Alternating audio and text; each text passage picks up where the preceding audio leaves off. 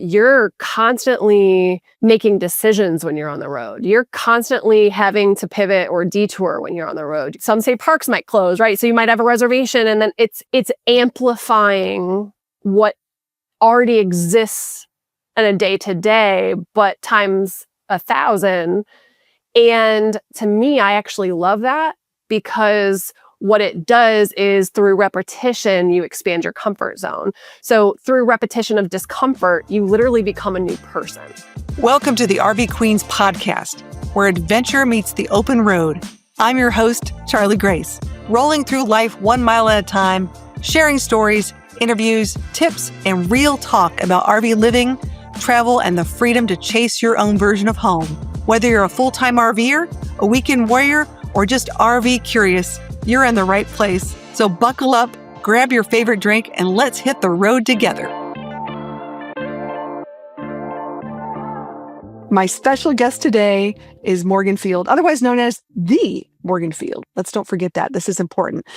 In the van life world, it's awesome to make new friends. And I met Morgan, oh my gosh, a couple years ago. How did we meet? Do you remember this? I think it was Peace Love Vans.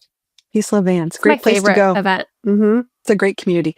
How did you hear about that, and how did you decide to go? The first year that they were doing that event, I had just purchased my van, and one of my friends sent me the link and was like, hey, I don't know if you've seen this. So the universe brought it to me. I've gone every year. It's my favorite event. And then I recruit people every year to come and play and just indulge in the energies of people that live a very joyful, nature-connected life of adventure and fun. And I love van life. Yeah.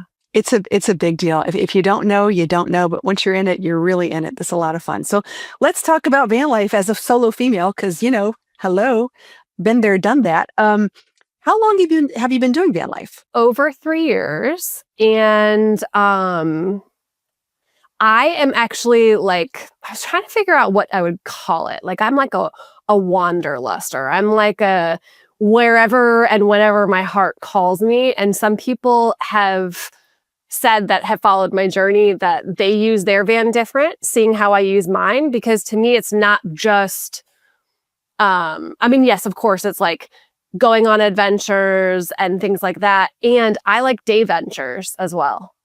Like going out for the day and just having fun and having your bathroom with you and your fridge with you and all the things. You can take a nap. If there's traffic, I can pull over and read a book, And so yeah, I use it in a very different way, I think, than most people. See, and I love that. I love that day venture idea. I call it adventure days. So that's, you wake up and you're right. You could just take your bathroom with you. You could take your groceries with you. You want to stop and have a picnic, whatever you want to do. It's all right there with you. It's a different way of travel. And it doesn't have to be to the Grand Canyon. It could be an hour away to a new town to check out something fun or a festival or whatever it might be. Yeah, that's a great idea. Yeah, even going to a destination, life happens. There were a couple of funerals back to back that I actually attended that when I heard that a family member had crossed, it was like, okay, I'm here. I'm going to go support the family. I'm going to mooch dock in the driveway. I'm going to, support and bond. And even things like that, like the ease and just the pick up and go and having everything that I need. And then also making the adventure or the journey on the way there fun. And, versus I traveled a lot in my corporate career in airplanes and just the airport and the busyness versus like my little cocoon that is just all my coziness and all my decoration and just all my vibes and, singing out of tune and just having the best time. And then the people, people like you, like meeting like-hearted people. It's the best. Mic drop. Yeah, that's fantastic. Great way of explaining it. I love this. Okay, so let's start. So what inspired you to start van life? Was there a moment in time where you said, you know what, I think I want to go buy a van? Oh, I live my life very intuitively. So I often get these little nudges from the universe. I remember feeling and kind of seeing an image of a van. And I was like, what is this?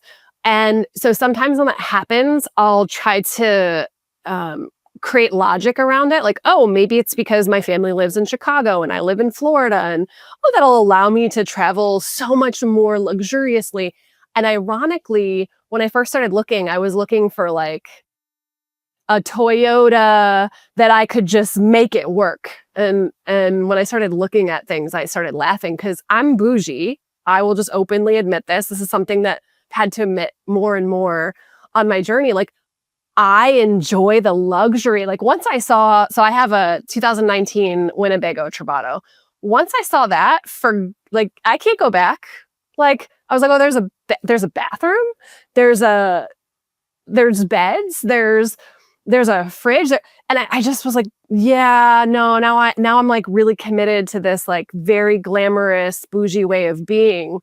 And it's essentially like getting a house on wheels. So I feel like that nudge was that first thread, and then it was like pulling on the thread or just kind of seeing where it took me. And yeah, I landed on this vehicle that is, so it just has brought, so it like opened up a portal to a completely new world. I'm a little bougie too, in a weird overlanding kind of way, which sounds sort of awkward. It's there's lots of things I want to do, and van life is a journey. And the fact that, you're not a quote unquote full-time van lifer, which, I call myself an anytimer. I have a residence, and, there's different ways of looking at this. So in the van world, people sort of put people on different pedestals depending on how you travel and what you do. And I'm a firm believer that no one should judge. It's all about you. That's the best part about van life. It's very personal. You're saying you're real bougie. I'm like, good for you, girl. You'll rock it. Let's talk about your van. You said you have a Winnebago Travato. What made you pick that specific floor plan? So again, that was very intuitive. There's this incredible dealership by me that specializes in Class Bs. And I went there and I was looking at a different kind of vehicle, and I felt guided to this blinking light. This was not the Travato. This was a different van. I was like sold on this van. I really wanted it. I loved the layout. And there was this blinking light, and I asked about it, and something just didn't sit right with me. It was like the battery wasn't charging. There was some sort of issue. So I tried my hardest to rein in my impulse control and was like, you know what? I'm gonna sleep on this. And I went and did a little bit of research and realized that that particular model I was looking at was having some issues with their battery. It was a different brand, whatever, right? So then I started looking at RV Trader, people who are selling it privately as well. So it kind of opened up my options. And there was a couple, this was back when it was totally a seller's market. There were two within like a 500-mile radius of me. And one of them, it was a couple, they lived in a beach town. So I was like, okay, this would be an adventure for me to drive to the beach town. And even if I didn't love it, then, maybe I'll have a great experience with my dog on the beach, which we did. The minute I met, it's like everything has a soul. And the minute I met my Travato, I was like, yes, girl, we're going to ride. And so it was like a feeling to me. It was, even as I walked in, the layout. So I have the K model, the 59K, and it's open and it offers so much light with all these windows. I really did feel like I found this beautiful, cozy cocoon that I could really get out and explore. I'm a very, very sensitive soul. So to be able to like go out and socialize and then go in and be in solitude, and it offered, I don't know. So to me, it was like such a feeling. It was such a knowingness. And then it was like, again, pulling that yarn, it was this ripple effect of the couple that was selling it to me told me about a group on Facebook, Travato owners and wannabes. So I joined that, and I just got goosebumps as I said that. But like that community, joining a community that has the same make and model, that has saved me so much time, headache, money in terms of troubleshooting things. My brain may catastrophize and make something bigger or worse than it is. And then I get in there and people who've already troubleshooted it was like, oh, it was this one little thing that you had to tweak. So yeah, and just the people that I meet in that community. And then every single day, I'm so grateful that I was guided to that particular make, that model, that year. Like, it was just like the whole universe aligned for me to have this exact vehicle. That's so cool. And I got to tell you, I actually got to attend the Winnie Bees, called the Winnebago Bees, the Winnie Bees National Meetup Roundup in Cody, Wyoming this year. So I got to see all of them and hang out with them. And they're such a great group of people. And that Facebook group is, you're right. When you get those groups, those communities that can tell you, give you some ideas, my door isn't working or my window got stuck or whatever it is. I'm like, oh, we've had that problem before. Yeah. And I also kind of playfully joke, like, are they, the money I save on, things that could have been bigger issues and weren't, then I spend on modifications. So that group also has a lot of really cool ideas of, upgrades or things, that little things, big things that are going to really improve your experience. So yeah, I really truly feel like having a community of people, whether you create it, because I saw that you created one for Echo, so I think that's awesome, whether you create it or whether it already exists, to find people that are already communing either in group or forum that have that make and model, it really changes everything. I'm like super, super nerdy, and my brain can absorb and synthesize so much information. So I'll get an idea for something, and then I'll just research in that group, and I see like post after post after post, and I synthesize, and then I go and I utilize the information. So it's incredible. I really love it. Well, community is important. That's why we're doing this. This is important. We're creating more community. We're getting the word out. So let's talk about, what are your top essential van life items that you take with you every time? The first thing that comes to mind, and it's something that I just kind of added to the van, but recently, and this came from this group, there's this USB light that affixes to the mirror. And again, remember, I'm a little bougie. We were talking about, like, I've got some color going on. I enjoy like pink lipstick, even when I'm out doing van life and in nature. So I enjoy the experience, like to get up in the morning and do my makeup, even if I'm just going to relax. It helps me, especially if I'm going to drive though, it helps me feel a little bit more energized. So yeah, so I have this like super cute little light that affixes to the mirror. And again, we love USB because it doesn't take a lot of power to charge. You can charge that without having to turn on the generator or even the inverter. Like, as I'm trying to pull items from my brain, I can't feel them. But to me, it's more about like what to bring energetically. Like, Understood. you've got to, yeah, it's like you got to bring a resilient mind. Like, you have to be, yeah. Like, let's you talk really about that. This is important. Ready? Yeah. Things happen on the road. Yes. For people who are planners, and when things change, sometimes they have a really hard time. In van life, things are always changing, moving, breaking, whatever it might be.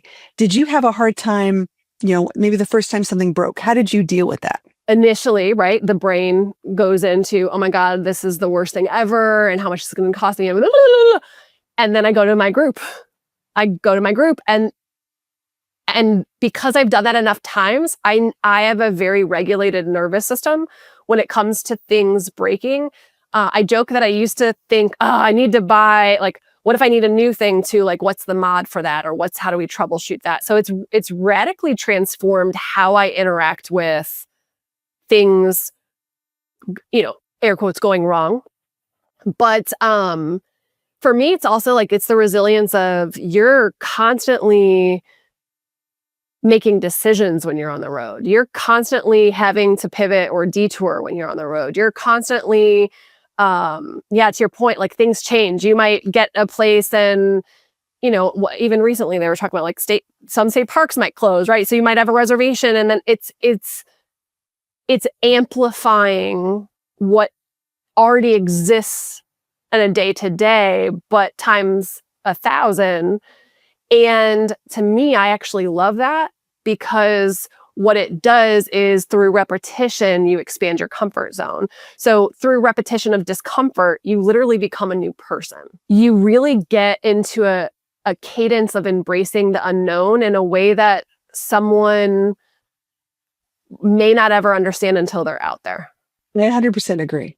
As a planner, as a very planner, I like my routine. There's certain things I like. The idea of having all my stuff was nice. And that was a comfort. Like we talked about that cocoon effect, and I'm like, okay, well, if this happens, I've got this, if this. But at the end of the day, you just have to roll with it. And I'm in so many years into this. I'm rolling with it a lot better. But there are still days where I was like, really? Like for me, every day, like if I'm on a big trip and it's a big move day, something breaks. You just have to sit back and go, okay, just one thing at a time. It'll be fine. Ultimately, it'll be fine. You just have to put it in perspective. But yeah, these are things you got to roll with. But as a solo female, wait, this is important because I want to tell my solo females out there are tools. There are things we can use on top of forums and groups and things like that. We can fix things. We can't, and we have resources to go places that can help us. Now, do I want to do my own tire change? I can. Do I want to? No. Do I have resources available? Yeah. Am I a little bougie? Am I going to do it in heels? No. I'm going to call my roadside service, right? That's why we have these things. That's the whole point, right?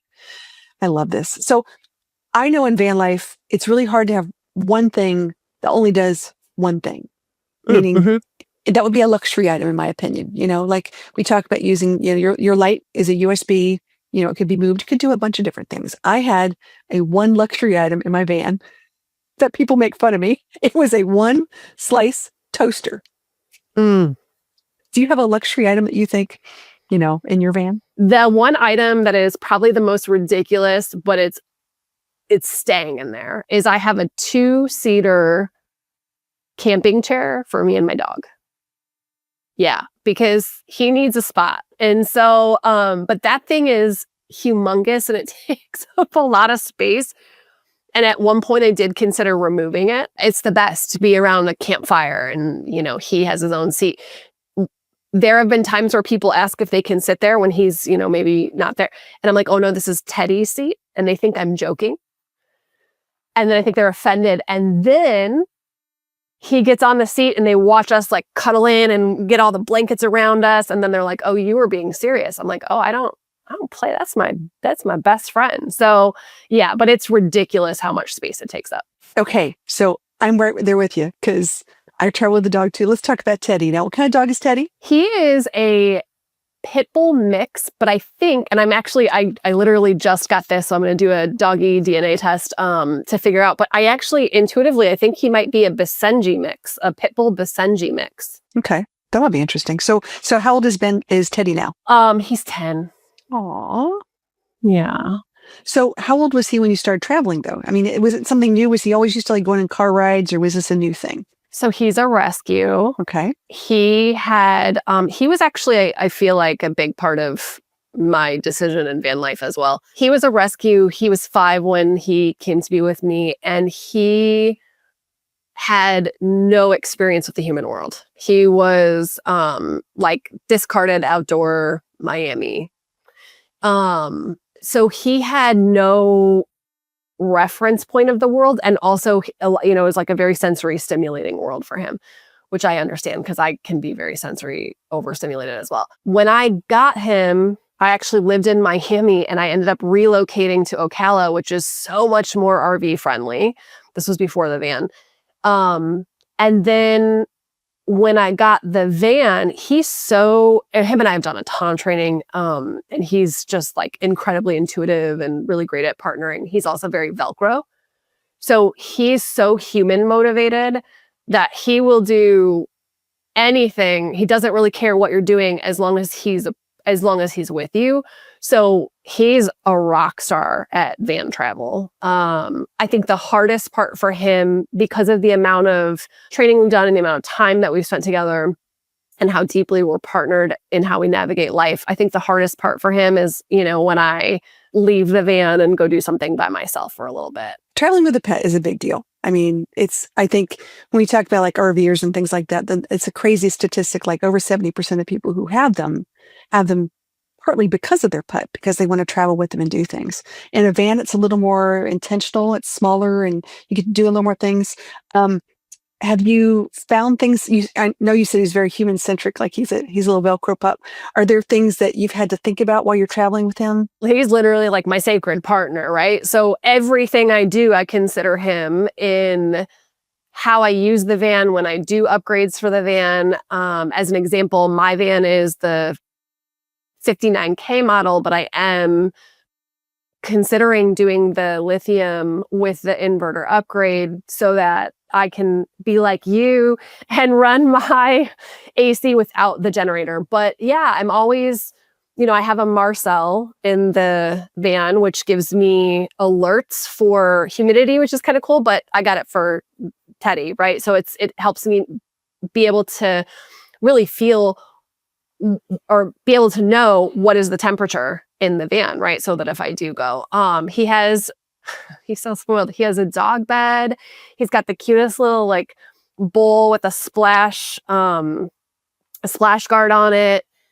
He has an entire cabinet that's just his, right? He has clothes because pit bulls get chilly. They're really mismarketed. They are the sweetest, most big babies. He gets, chilly. So he has sweatshirts and jackets and toys. And I have one of the, like a long lead so he can kind of roam a little bit when we're places. But yeah, like I said, the chair, that's a 2-seater. He is my pup pilot.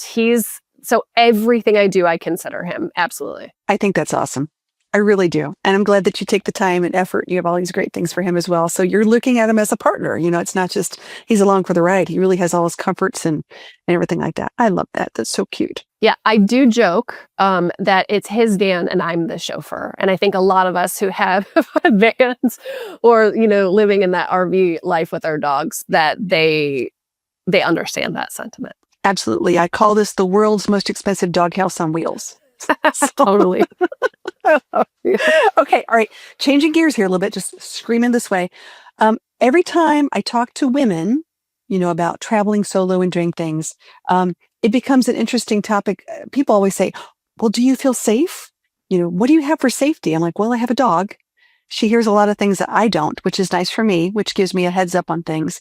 But how do you feel being safe on the road? Teddy is a huge asset in that way. Even if I'm going in and grabbing something from the store, I actually then feel the van is safe because he's in the van. It was interesting. I was parked somewhere and someone who was homeless was walking up and kind of went to peer in, not realizing that I was in there, and got spooked when he saw the dog, right? So the dog, yes, because I'm so intuitive. To me, it always goes back to intuition. And I listen to my intuition. I'm very surrendered to my intuition. To me, that's the strongest asset. If you arrive at a location and something feels off, trust it. And it doesn't happen very frequently. It's not a fear thing for me. It's just like I've arrived at a place and maybe say I'm like cracker docking. I'm in a Cracker Barrel lot and there's no one else there. And also, it's kind of dark and there's another one 10 miles down the road. So yeah, for me, I really feel like it's paying attention. I also grew up in the suburbs of Chicago, but then when I lived in Chicago and worked in Chicago, I did a lot of like public transportation, taking the train into the city. So I was raised with a lot of self-awareness, street smarts. Blue line? That makes a difference. Which yeah, exactly. Yeah, blue line. Okay, all right. I'm a Chicagoan. Sweet home here. We could talk about that. Well, it's true. Street smarts counts, but I think I'm going to use what you're saying, intuition or your gut feeling or whatever you feel. I think a lot of women play it off. Well, it'll be fine. Oh, it'll be this. No, you need to listen to, and it's okay. It's okay to say, I planned a Cracker Barrel, I planned a Walmart, but this isn't working out. I need to go someplace else. And I've had that happen to me a few times. It may be one way at 5 p.m. It may be another way at 9 p.m. Things can change. And are you willing to take a move? Just be prepared and do what you need to do. But safety is important. And I want to make sure everyone out there, male, female, couple, doesn't matter. You guys are really listening to your gut. That's the thing. Yeah. And it also goes back to surrendering to the adaptability that is required in van life instead of fighting it, right? Allowing yourself to, I genuinely feel like the universe is a very friendly place. So it's trusting that, yes, the universe is a very friendly place and honoring the detour. So, whenever a plan doesn't work out, I use like a mantra to help me surrender into it, where I'm like, ooh, I can't wait to see what the universe is going to bring me to instead.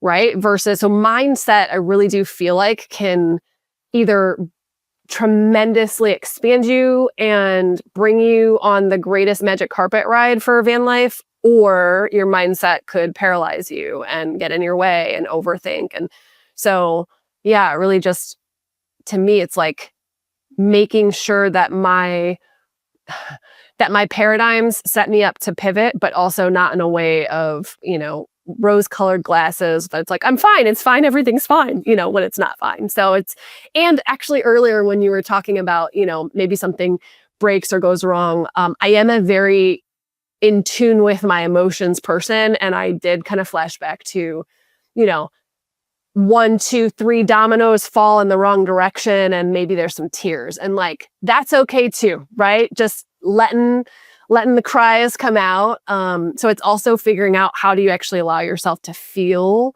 your feelings? I feel like that helps create more space to be able to hear your intuition as well. I think that's fantastic. I love that idea. I love giving yourself that opportunity, and just having that moment. I also like how you referred to your van as sort of like your cocoon, because I think that's a really good way of explaining it. I know, we go to all these events, you and I were at different events and stuff. And then all of a sudden we're like, I just need to not people for a second. I need to just sort of, decompress and quiet my voice and have that moment where it's really just me, without, not that I love peopling. I love meeting a lot of people, but sometimes we put a lot of energy out there and it's exhausting, 100%. 100%. So it's really being in tune with, who you are, and watching your own energy, because that's your most valuable resource you have, right? It really is. And what you put out. So I'm just going to gush on Morgan for a second here. So I mean, we met a long time ago at Peace Load Vans, which I still think is one of my favorite little van festivals to go to. They're doing one in Colorado and in Florida this year. Did you know that? I did. I've already bought my ticket for Florida. I'm in 100%, and I'm looking at dates for Colorado. It's really cool. And I know exactly where they're going to do it, because I was actually in Colorado this past summer. So I'm like, ooh, going to check this out. So for all of our van life friends out there that are listening and watching all that kind of great stuff, if you're thinking about going, I'm going to leave a link in the description of something, whether the podcast or the video or whatever it is. We have discounts. I like to give away discounts. I'm all about the discount, because, if we can help people get more connected, that's what it's all about, right? All right. So let's talk about one more exciting topic in your life. What's going on with Morgan today? I think what's top of mind for me, and this is why I really love van life so much, is I've been doing so much research around modifications.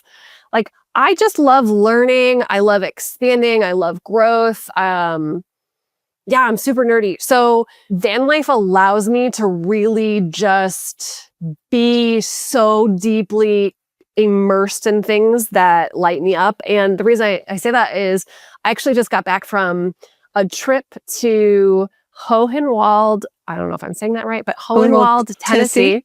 I've been to Hohenwald, Tennessee. Okay. Wait. Can I say it? What did you think was the coolest part of Hohenwald, Tennessee? Because I love this little town. Actually, I went there to Behaven, because that's where I get work done. Scott G, I don't know, Gripenhold, I'm not totally sure. Scott and Crystal live up there, and they have a place, and he's a genius. So I didn't actually explore the town, but I did go to Lawrenceburg, Tennessee.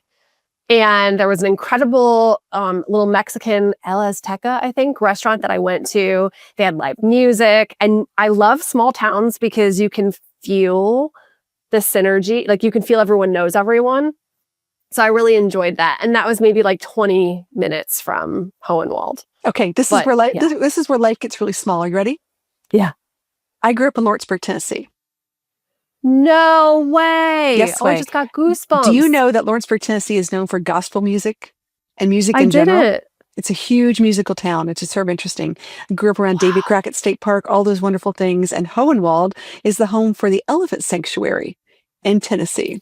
Oh, I'm so sad. I didn't know Which that. is pretty wild. And Hohenwald has one of the highest per capita of advanced degrees. People who retire who go to Hohenwald. This sounds sort of crazy. It's a really interesting place. It's around Summertown, which is where the farm is. Have you ever heard of the farm in Summertown? It was an old commune situation that turned HOA. It's sort of fun, like when you see people go and you hear their perspectives of these places going, yeah, I've been there. Been there. I lived there. I might know that. Can't wait I went to high school there, just, small things. No That's big deal. wild. Yeah, I loved the vibration of Lawrenceburg. Like it was enough that I paid attention to where I was. Like I was like, oh, what town am I in? And I took note of it and took pictures of the areas. Yeah, it's beautiful there. The hills, it's just pretty. It is. Middle Tennessee in general is a very beautiful place to be from. I think Tennessee wins the most beautiful drive award. Like I was driving through Georgia. So I'm in Florida, right? So I drive through Georgia to get there. And Georgia has so many amazing state parks to stop at and explore. And then Tennessee, just driving through Tennessee, it's like just mind-boggling how incredibly beautiful it is. Like I'll turn off the music and the podcasts and the audiobook and I'll just be in the nature while I'm driving. Yeah. Well, I will tell you right now, incredible. I'm in Middle Tennessee as we speak, and it is fall and acorns are falling from the sky on top of my rig, which are freaking out my dog. It's like we're under attack at all times. And it's gorgeous. And I love the fall and the trees and leaves, the hills, and the colors are changing, and it really is stunning. So for people who are going to be driving through the South and Southeast this fall, you're in for some gorgeous colors. I just can't wait.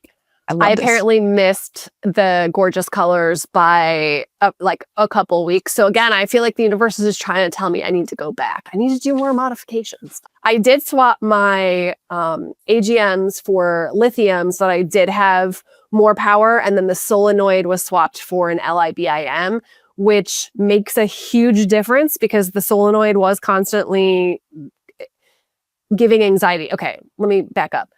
How I make decisions and prioritize what I'm modifying is not only what's going to add more joy and ease, it's also what's going to decrease any anxieties I'm experiencing. So after every and any trip, and while I'm on the trip, I'm always looking at what's working, what's not working. I mean that literally and figuratively.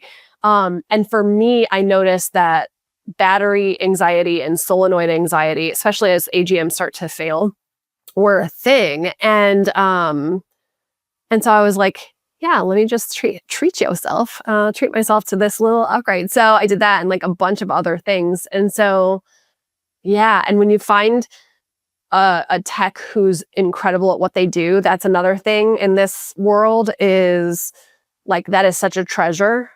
So I will wait a little extra time if needed to go to a person that I really trust and know. And I thought that I was going to have to fix my, I thought I was going to have to replace my awning. I thought my awning was broken. And within 10 minutes, he fixed it. So, it just, little things really do matter when it comes to van life. But so I'm excited to have my awning working again too. But that's, I know in some ways I could have answered that question, like what's exciting in my life outside of a van life. But to me, my most favorite things in this chapter of my life are my dog and my van, and they pair very well together. I love this. I like the pair. It's a pairing, like cheese and wine. It is what it is. Van life and dogs. It should go hand in hand. I agree 100%. Okay. Rapid fire questions. We're going to do like a this or that. Ready? You get to pick one. Okay, here we go. Mountains or beach? Oh, I'm bad at this. I'm a yes and girl. I know, Charlie Grace. I right now, I think because I've lived in Florida for so long, I would say mountains just in this chapter of my life right now. Okay, understand. Cooking or eating out? In this chapter right now, I would say cooking. Okay. Dog park or just like a state park? Like a state park. Okay. Boondocking or RV resort? Right now, to me, it's like right now, I think I would choose an RV resort. Understood. And when I had my van, honestly, I was connected a little more just because of my battery power and other things. So I'm right there with you because I get that. I totally get that. Okay. Now I got to think back. We're in. Okay. Sweet or sour? Oh, I like sweet and sour together. That's like my favorite combo when you put them together. But if I had to pick, I would pick sweet. Sweet. Okay. All right. I'm a tiramisu girl. What's your favorite sweet? There are these like chocolate muffins, at, like like a Whole Foods place or something like that, that there's a brand and I can't think of the brand name, but they're really healthy and clean and delicious. So yeah, Ooh, like chocolate. Yeah. And I that also like sounds good. s'mores. I love s'mores. Those are good. Have you Yeah. ever tried s'mores with Reese's peanut butter cups yet? No. Ooh, we can make them a little bougie. We could. Interesting. I've also made I'm here s'more. for I it. made s'more martinis as well. We will talk. Okay. All right. This we're gonna talk about little hacks here. But have you been to a Buc-ee's? I have to ask this first. Have you done a Oh yeah, Buc-ee's of yet? course. Okay. Yeah. Buc-ee's or Love's Travel Stop? Which one? I like Buc-ee's when it's not too busy. Buc-ee's. I know. Gotta love the beaver. I I do like like. shopping a little I bit. love, but the shopping is fun. But the Loves is becoming interesting because they now have the RV travel stops where you have RV spots. Have you seen those Okay. yet? Nope, this is new to me. Ooh, okay. See, this is why I love this. Yep. This is a new thing. So Loves, and not all of them, but quite a few of them actually have like their own RV park. It's like an RV resort. I kid you not. I'm in Colorado and I stopped just, I think, south of Colorado Springs. I just had needed to top off on my water and, get my batteries up to date, things like that. But they had pickleball courts. They had laundry. They had basketball courts. They had community fire pits. They had I was like, Then I the picked that one. Loves? Yeah, like that's Changed impressive. my answer. Yeah. Yeah. That was pretty cool. I love it. I mean, I love a good beaver nugget. I'm just saying. Yeah, no, I get really overstimulated in crowds, so I try to avoid crowds as much as I can. So that whole place is overstimulating. But yeah, what you just described, that's incredible. Recently I saw like I'm seeing the branding for like Jellystone's park, their little RV community. So a place that has things to do, right? Like a pickleball court or a swimming pool or slides, or I'm going to pick right now in this chapter, like I am going to pick those, but I do like the balance of also then, mooch talking at a friend's house and getting to see some friends, or, yeah, if I'm just driving through and boondocking and things like that. So yeah. I like that. Okay, really quick, we're going to end with this. Tell me about some of the cool places you've been in your van that you think other people might enjoy too, or that you just really like. Recently, I just went to Cloudland Canyon State Park in right up on that cusp of Georgia, Tennessee. The view is just so beautiful. And then I hiked the waterfall with Teddy. And so for me, it's like core memories are why I do van life. It's really allowing myself to go have an experience intentionally with Teddy, and we both love nature. So that place just like, it imprinted on my heart while I was there. Oh, Yeah. And just as far as like nature, okay, what's next for me is I'm feeling called to go do some waterfall hiking in Asheville, North Carolina. Yeah, I love Asheville. And then when I was traveling, I was looking at Gatlinburg. That place, every time I would see like different experiences, I was like, wow, that's incredible. So I feel like those are kind of my next two on the hit list. And then just sharing one of a recent fun one. I might be helping you out in the Gatlinburg one. And there's a place called Townsend, Tennessee, which is the quiet side of the Smokies. And it's just a little south of Gatlinburg, but if you like quiet, not as crowded, but you could still, dip in and do some stuff. My dog just woke up from her nap. Imagine that. So, but that is Rosie Bell Dog's one of her favorite places that we've been to ever since she was a puppy. Because it is quiet, it's calm, it's relaxing. There's actually a little bluegrass festival every now and again they do down there, and really nice. It's Cades Cove is in the area, so I will connect you up on this one. You'll love that one. But anyways, all right, the Morgan Field. This is exciting. How are people going to find you if someone says, "Hey, I want to reach out to her"? Where do we find you? Well, there you go, at the Morgan Field. So and this is on Instagram, but TheMorganField, like a field of grass, a baseball field, an energy field. And then I'm on Facebook as well. I actually love both platforms. I kind of share differently on that. Facebook, I think it's also the Morgan Field, all one word, that you could search, or just Morgan Field, and it'll be a picture of me and Teddy as the profile picture. I believe. Well, from one van life gal to the next, let me just say I think you're rocking it. Just saying. Oh, I appreciate you. I think you're doing a great job and keep up the great stories. I love following you on Instagram. It's always a good time. And just keep inspiring others. That's what you're doing. You're doing a great job by sharing your story and letting people know some van life realities, as well as, all the other fun stuff. So way to go. Thank you. And I just want to love bomb you a little bit here.